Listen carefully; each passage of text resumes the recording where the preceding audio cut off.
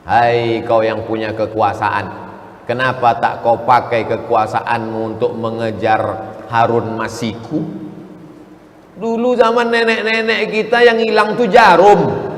Ada nampak kau jarum jahit tadi, mak nak menjahit. Sekarang bisa pula Harun Masiku hilang. Habib Rizik dicari-cari kesalahan, sampai tak ada lagi pasal yang bisa menjeratnya, dicarikan pasal keramaian. La ilaha illallah.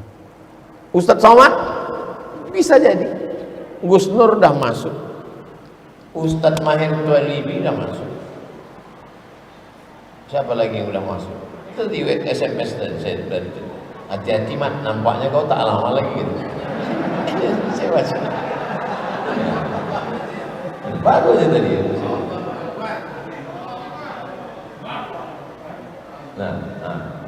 Mat kata dia.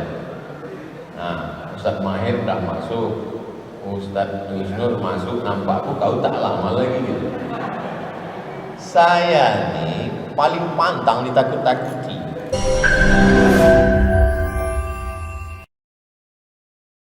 Jangan lupa subscribe, like, and share. Tentang kejadian yang terjadi baru-baru ini, penembakan 6 laskar FPI mengawal Imam Besar Habib Rizik Syihab. Bagaimana pandangan Ustadz? Apakah para laskar termasuk syuhada? Hari ini kejadian, besok langsung saya keluarkan video. Pertama, man qatala mu'minan, siapa yang membunuh orang beriman muta'ammidan secara sengaja, fajazauhu jahannam, di akhirat neraka jahannam lah tempatnya. Di dunia ini hidup dia sementara, paling lama 63 tahun, masuk kerja umur 25, mati juga akhirnya, hanya untuk dapat gaji, hanya untuk dapat jabatan. Di akhirat rasakan kaulah neraka jahannam. Yang tak percaya masuk neraka, yang percaya pun masuk neraka. Silakan tak percaya, masuk neraka juga kau. Aku tak percaya neraka itu ada. Tengok nanti, sama-sama nanti di akhirat kita hidup. Hai kau yang tak percaya api neraka, kau buatlah sesuka hatimu. Isma syi'ta, hidup sesuka hatimu. Fa innaka mayyit, kau akan mati juga. Itu poin yang pertama. Yang kedua, meminta kepada Komnas HAM supaya segera membentuk tim independen untuk mengusut tuntas supaya pembunuhan dapat diungkap ke permukaan. Siapa yang menembak dari jarak dekat, siapa yang menyiksa, membakar, siapa yang mengotopsi tanpa izin keluarga, kenapa perutnya dibelah, kenapa kulitnya biru-biru, kenapa dipukul pakai senjata tumpul. Kau juga akan punya anak, kau juga akan punya keturunan. Bagaimana kalau anakmu yang dikandung istrimu 6 bulan, 9 bulan 10 hari, dibesarkan dengan tetes air mata? 6 orang itu bukan anak kucing, 6 orang itu manusia sebaya dengan anak-anak. La yu'minu ahadukum, tak beriman hatta yuhibba li akhih, sampai kau sayang kepada saudaramu. Tak beriman kamu sampai ada rasa saudaramu. Kalau engkau bisa merasakan sakit, berarti kau makhluk hidup. Kalau kau bisa merasakan sakit, berarti kau makhluk hidup. Tapi kalau kau bisa merasakan sakit orang lain, barulah kau disebut manusia. Kalau sekedar sakit, anjing pun merasakan sakit, babi pun merasakan sakit. Tapi kalau kau bisa merasakan sakit orang lain, barulah kau disebut manusia. 3, lupa pula apa yang ketiga. Apa yang saya sebut di video itu yang ketiga? Supaya cerdas bermedsos. Karena fitnah-fitnah ini luar biasa. Fitnah-fitnah ini luar biasa. Hai kau yang punya kekuasaan, kenapa tak kau pakai kekuasaanmu untuk mengejar Harun Masiku? Dulu zaman nenek-nenek kita yang hilang tuh jarum. Ada nampak kau jarum jahit tadi, mak nak menjahit. Sekarang bisa pula Harun Masiku hilang. Habib Rizik dicari-cari kesalahan, sampai tak ada lagi pasal yang bisa menjeratnya, dicarikan pasal keramaian. La ilaha illallah. Ustadz Somad bisa jadi. Gus Nur dah masuk, Ustadz Mahir Tualibi dah masuk. Siapa lagi yang udah masuk? Itu di SMS dan saya tadi. Hati-hati Mat, nampaknya kau tak lama lagi gitu. Saya baca. Baru aja tadi. Nah, Mat kata dia. Nah, Ustadz Mahir dah masuk, Ustadz Gus Nur masuk, nampakku kau tak lama lagi gitu. Saya nih paling pantang ditakut-takuti. Waktu 2019 kan ditakut-takuti orang tuh. Hati-hati, kalau sampai Ustadz Somad itu berpihak, kami buka semua aib-aibnya. Masuk WA ke saya. Oh, berpihak, saya langsung. Saya tak kenal Pak Prabowo, itu tak tahu saya dia. Tapi kalau semakin diancam mereka, dipoto mereka rumah saya dari atas atap tuh pakai drone. Sampai semua surat-surat motor saya tahu di STNK BPKB-nya. Mau dipegang mereka. Kalau berpihak kau nanti kami buka kali ini. Menangis kuah, satu orang kuah di Pekanbaru ini datang menangis. Menjumpa saya, memegang lutut saya. Ustaz, kenapa Pak Kuah menangis? Datang tadi orang ke kantor saya ngecek surat nikah Ustaz. Mereka udah pegang nih Ustaz. Jangan Ustaz berpihak, nanti kalau Ustaz berpihak dibukakan mereka. Berpihak saya, menunjukkan saya melawan, tak takut saya. Begitu juga dengan Pilkada Medan. Saya tak ada urusan dengan Medan. Tiba-tiba datang orang 28 November menyampaikan pesan ke saya. Ustaz, pesan dari Jakarta, Ustaz jangan berpihak. Langsung saya kontak Akhyar Nasution dengan Ustaz Salman. Aku tak bisa ke Medan karena diikut-ikuti orang. Ayo ke Bukit Tinggi, ku buatkan video untuk klaim. Saya menang. Pilkada itu tak ada urusan sama saya menang kalah. Saya menang melawan. Tak takut saya. Paling pantang saya diancam-ancam mereka.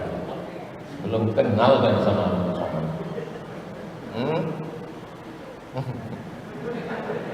dah jelas?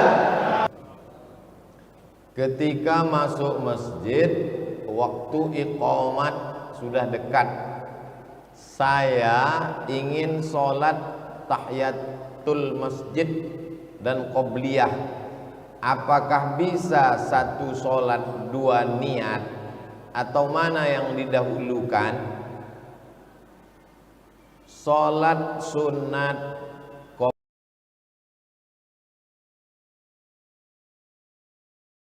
masjid.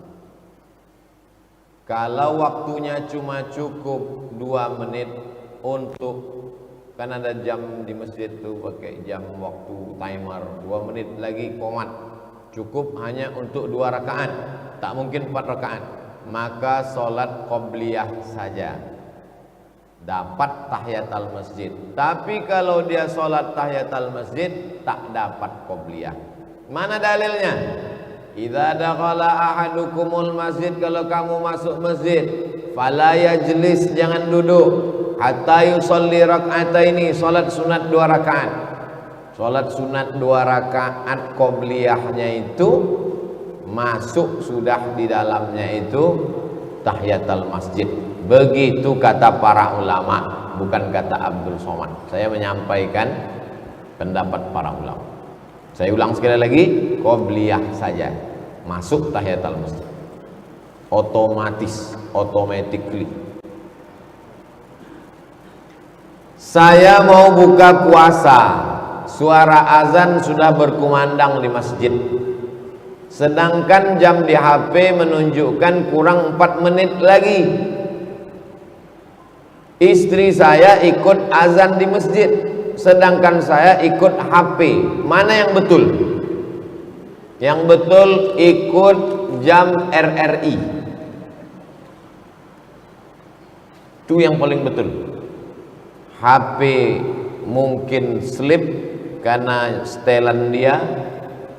Masjid mungkin juga salah karena pengurus itu atau baterainya baru berganti. atau ulama tak berganti, RRI lebih minim salahnya. Kenapa? Karena dia lebih teliti, karena dia takut dipersalahkan orang satu kota Pekanbaru, satu provinsi.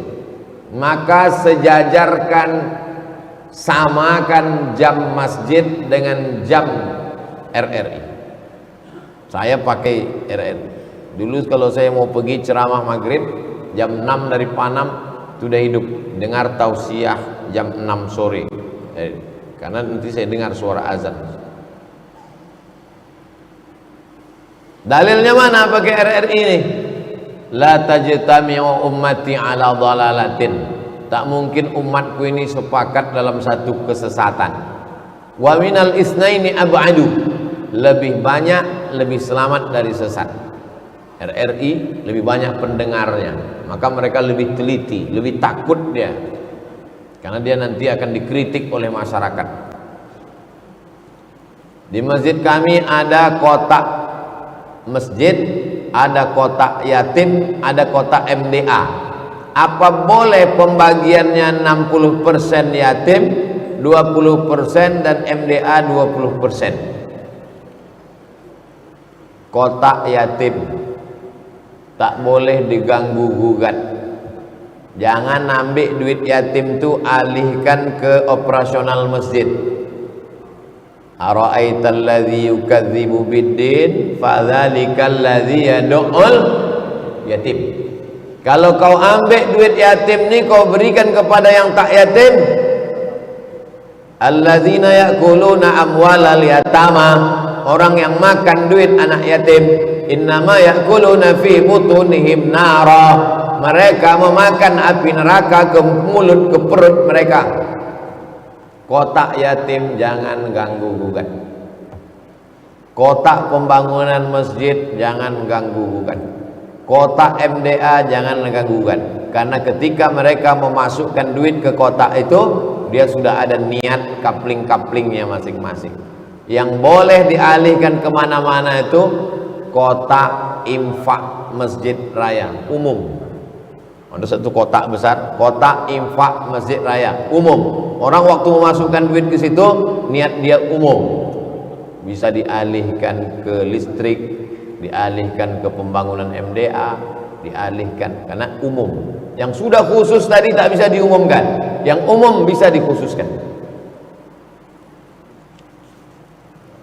Bagaimana hukum membayar fidyah puasa dengan uang? Wa 'alal ladzina yutiqunahu, bagi siapa yang tak sanggup puasa, fidyatun, maka mereka membayar fidyah. 3 pembahasan. Pembahasan pertama, siapa yang tak sanggup puasa itu? Tak sanggup puasa di Ramadan, tak sanggup di Syawal, tak sanggup di Zulqa'dah, tak sanggup di Zulhijjah, tak sanggup di Muharram, sampai mati tak sanggup. Kenapa dia tak sanggup? Pertama, karena tua renta 70-80. Yang kedua, sakit mah akut, sakit usus akut, buah pinggang sudah dicabut, tinggal sebelah, tak bisa puasa. Mereka inilah yang membayar fidyah. Berapa fidyah itu? Fidyatun, fidyah itu 1 mud. Zakat fitrah 1 sok. 1 sok itu 4 mud. 1 mud itu 7 on setengah. Batas minimalnya 7 on setengah. Jangan kurang dari 7 on setengah untuk 1 hari. Tapi yang paling afdal adalah kasih makan fakir miskin sehari lengkap. Makan pagi, makan siang, makan malam, lauknya, cuci mulutnya, buahnya, bagus. Kalau kaya, kasih per paket. Paket sarapan pagi, paket makan siang, paket makan malam, menurut standar Pekanbaru. Kalau susah, tak sanggup, batas minimal pakai fidyah 1 mud 7 on setengah 1 hari. Kepada siapa dibayarkan? Fidyatun ta'amu miskin, kepada orang miskin. Apa definisi miskin? Fakir ada income, fakir tak ada income sama sekali. Janda tua, laki tak ada, anak tak ada, sebatang kara. Fakir, tak ada income. Miskin ada income tak mencukupi kebutuhan. Standar hidup Pekanbaru misal 3 juta, misal dia pendapatannya 1 juta, berarti dia miskin. Standar upah minimum regional berapa? Di bawah standar itu miskin. Boleh dia menerima, kasihlah kita. Bagaimana cara mendapatkan kunci surga? Miftahul jannah la ilaha illallah.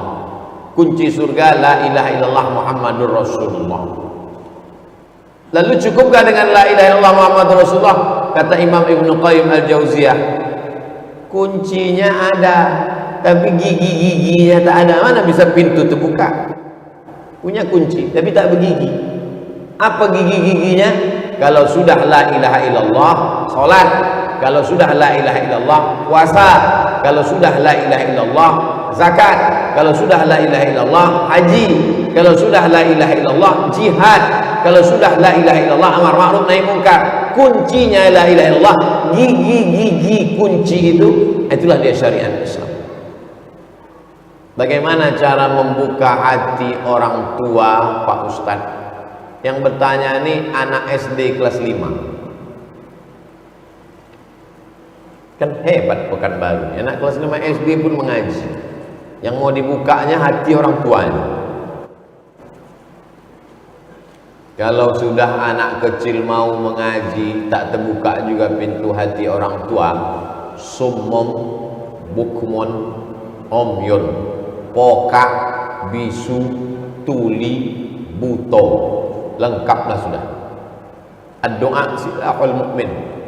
Berapa banyak pelaku maksiat pulang ke rumah mabuk, dibukanya pintu kamar anaknya, ditengoknya sedang tahajud, tobat dia karena perbuatanmu anak muda yang sudah hijrah, membuka pintu hati orang tua. Doamu di tengah malam, Allahumma hdi qaumi fa innahum la ya'lamun. Berikan hidayah pada orang tua ini ya Allah. Sampai kapan Nabi mendakwahi Abu Talib sampai sakaratul maut? Innallaha yaqbalu taubatal abdi. Allah menerima taubat seorang hamba malam yugharghir, sebelum ghargharah, sebelum sakaratul maut masih diterima Allah taubat. Jangan pernah putus asa. Apakah tugas memasak, menyapu, mencuci adalah tugas suami? Soalnya banyak yang mengatakan postingan-postingan di sosial media. Cobalah baca di sosmed. Siapa yang menemani istrinya shopping maka dimudahkan masuk surga. Itu yang membuat itu perempuan untuk menyindir laki-laki. Lalu kemudian yang laki-laki membalas, siapa mengizinkan suaminya nikah lagi masuk surga. Jadi mereka berbalas-balaslah di medsos itu. Asal muasal hadis palsu itu yaitu untuk mendukung pendapat masing-masing. Man kadzdzaba alayya muta'ammidan falyatabawwa maq'adahu minan nar. Siapa yang berdusta, membawa-bawa agama muta'ammidan secara sengaja, maka siapkanlah kursi dari api neraka. Na'udzubillah. Kewajiban laki-laki 5. Kasih makan, kasih pakaian, kasih tempat tinggal, kasih pendidikan, kasih perhatian. Wajib laki-laki mengasihi. Maka kalau dia mampu, disiapkannya pembantu yang membantu istrinya mencuci, memasak, menjaga anak. Bahkan zaman Nabi SAW dulu ada perempuan yang khusus mengambil upah menyusukan anak. Perempuan tinggal mengandung saja, duduk dia di rumah mengatur. Tapi kalau suami tadi tak mampu, maka suami ikut. Makanya Nabi itu yuraqti' na'lahu. Nabi menjahit sendalnya sendiri.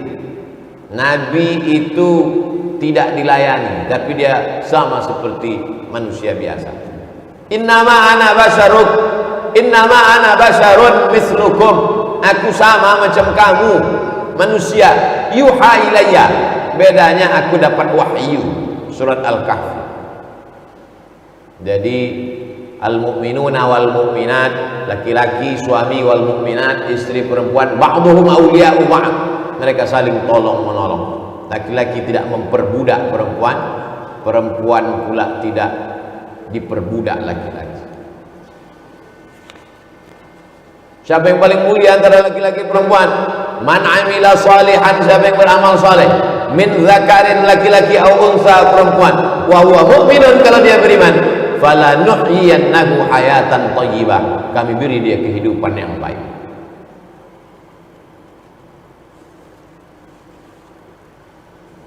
Seorang berbuat maksiat tapi dia ingin mengikuti pengajian, apakah malaikat rahmat tidak turun? Padahal orang ini ingin mengikuti pengajian. Jika dia ingin ikut pengajian, apakah malaikat rahmat tak turun? Datang dia pengajian, masuk dia ke masjid, dia sholat sunat, maka saat itu dia sudah bertaubat kepada Allah. Taubat. Tadi waktu Nabi tadi mengatakan malaikat rahmat tak turun, kenapa? Karena perbuatan dia terkait dengan orang lain. Kalau terkait dengan Allah SWT, masuk dia ke masjid, dia berwudu, dia sholat sunat, bersih. Tapi kalau terkait dengan orang lain, zalim, aniaya, lepaskan dulu ikatan-ikatan dengan orang. Yang tadi itu, yang dalam hadis yang saya sebutkan tadi, dia masih terkait dengan orang lain, bukan dengan Allah. Innallaha yaghfiru, innallaha la yaghfiru ayyushraka bihi. Allah tak mengampunkan dosa syirik, wa yaghfiru ma duna dzalika liman yasha. Dosa selain itu diampunkan Allah. Ma min muslimin yuznibu dzamban, ada orang berbuat dosa, summa yatatahhar, berwudu dia, summa yusalli rak'ataini, salat sunat dia, minta ampun dia kepada Allah, illa ghafarallahu lah, diampunkan Allah dosanya, bersih dia, turun rahmat. Tapi orang yang masih punya sangkutan-sangkutan kepada manusia, gara-gara dia tak turun rahmat Allah SWT. Kalau kita sudah melaksanakan sholat wajib berjamaah, setelah itu melaksanakan sholat sunat ba'diyah, tiba-tiba ada orang terlambat masuk ke masjid, menepuk bahu kita, tujuan dia mau ikut berjamaah dengan kita. Apa sikap kita? Saya musafir, mau ke Dumai, berhenti di Duri, saya sholat ba'diyah zuhur, datang orang menepuk bahu saya. Apa sikap saya? Saya kuatkan takbirnya supaya tahu dia gerak saya. Allahu Akbar, Sami'allahu liman hamidah, Allahu Akbar. Jangan kau takbir diam aja. Cumana dia tahu kau bangkit dari sujud? Takkan diintip-intipnya dari bawah. Apakah sah sholat berjamaah itu? Sah. Tapi imamnya sholat sunat, makmumnya sholat wajib, mana pula sah? Menurut mazhab Syafi'i sah. Mana dalilnya? Ini lagi tren nih sekarang. Mana dalilnya? Padahal sebutkan dalil tak jadi paham. Mana dalilnya? Nabi imam salat khauf, salat khauf waktu perang, makmumnya dua baris di belakang. Baris pertama ikut salat, imamnya Nabi. Baris yang kedua memegang tombak, pedang, anak panah, mengawal, takut ada serangan musuh. Setelah selesai salat, baris yang kedua maju ke depan, baris yang satu mundur ke belakang mengawal. Nabi jadi imam lagi. Pertanyaannya, waktu sholat yang kedua, sholat Nabi itu sholat wajib apa sholat sunat? Saya ulang sekali lagi, memang kalau belum sarapan nih susah konsen. Nabi jadi imam, baris pertama sholat, baris kedua megang tombak mengawal, habis itu salam. Sholat yang kedua, Nabi jadi imam, makmumnya baris kedua, baris pertama mundur ke belakang. Sholat yang kedua, Nabi itu sholat wajib apa sholat sunat? Sunat. Makmum yang di belakang itu wajib apa sunat? Wajib. Dapat? Paham? Dalil kedua, Nabi sholat sama sahabat di masjid. Habis itu Nabi pulang ke rumah. Sahabat ini duduk di masjid. Duduk dia di masjid. Tak berapa lama setelah itu datang orang kampung ke masjid. Mereka belum sholat. Mereka minta sahabat ini jadi imam. Sahabat ini maju jadi imam. Berarti dia sekarang sholat yang kedua, karena tadi dia sudah sholat sama Nabi. Sholat yang kedua ini wajib apa sunat? Sunat. Orang kampungnya yang datang tadi wajib apa sunat? Wajib. Paham? Dapat dalilnya? Jelas insyaallah. Tak ada ceramah saya yang tak jelas. Asal sama cerdasnya sama saya, paham.